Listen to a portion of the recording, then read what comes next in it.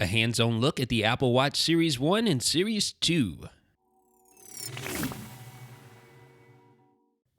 What is up, guys? This is Jeff Benjamin with 9to5Mac. We are unboxing both new Apple Watches today. Here is Series 1. You'll notice that the box for the Series 1 is much smaller than the box for the Series 2. So here's the Series 1 Apple Watch here. And take this off here, and you'll see the watch underneath. Nothing too special. Now, inside this package, you'll find an additional sport band, at least half a sport band, for extending the length of the band itself if you have extra large wrist. You'll also find a charger. One thing that's notably missing, though, is the 5-watt power brick. You don't get a power brick, so you'll have to supply your own. So here's a look at the Apple Watch Series 1. I got it in gold. So we'll just take this off here, and you can see that concrete sport band that I opted for. It looks really good, actually. Much better than I thought it would. So there you go. This is the Apple Watch Series 1. Almost exactly the same as the Apple Watch Sport from last generation, but the difference here is that you get a faster processor. So we'll talk about that in a little bit. So let's unbox the Series 2. Here's the Series 2 box. Notice the box is much bigger than the Series 1. Here's the Series 2. And I got that in the black case with a nylon band. So inside the box, you'll see the charger. You can see it's wrapped a little more nicer than in the Series 1. You also get a power brick, something you didn't get in Series 1. All right, so here is the Series 2 Apple Watch. It looks good, doesn't it? I really like the look of that black casing with the nylon black band. Now, speaking of that woven nylon band, these are options for Series 2 Apple Watch buyers. So if you want to buy a Series 2 with a nylon band, you can.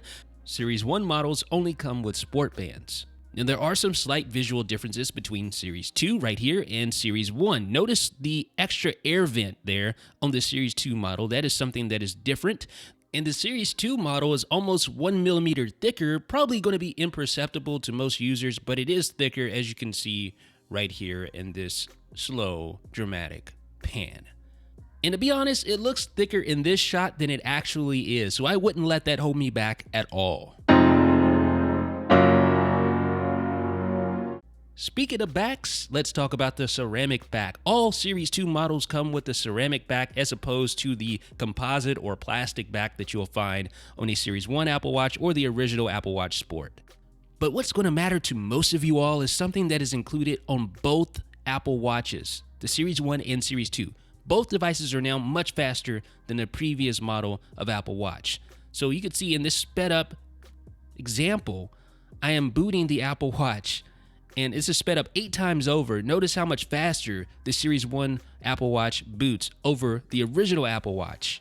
So both the Series 1 and the Series 2 include a new dual-core processor, and it's going to be just much faster, as you can see there, when compared to any model of the original Apple Watch. So let's launch some apps. Original versus Series 1. Here's the Apple Store app, and the Apple Store app is loaded on the Series 1, still loading on the old Apple Watch there. And there we go, finally.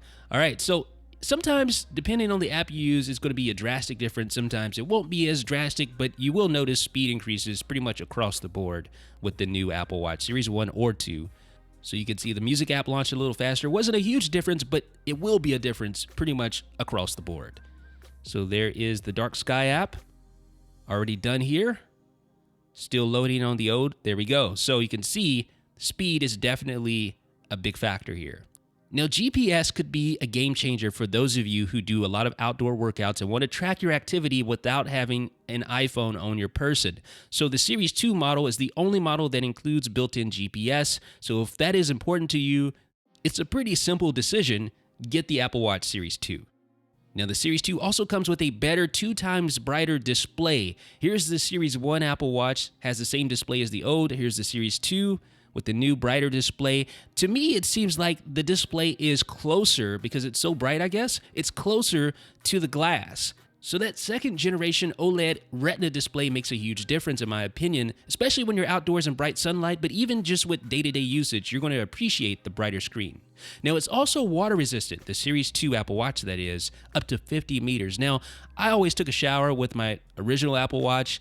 I'm going to take showers with the Series 1 Apple Watch if I decide to keep that over the Series 2, but if you swim on a regular basis, if swimming is a part of your workouts, then it goes without saying you want the Series 2 because it can go down to 50 meters, and it also supports swimming workouts. Now, there is a new water lock feature on the Series 2. It looks like this. You swipe up from Control Center, you tap the water lock button, and your device is locked. You see the little water icon at the top of the screen, and your device is automatically water locked when you enter a pool swim workout. But the really cool thing about this is that you can use it to expel water by means of a little tone that plays when you turn the digital crown like this.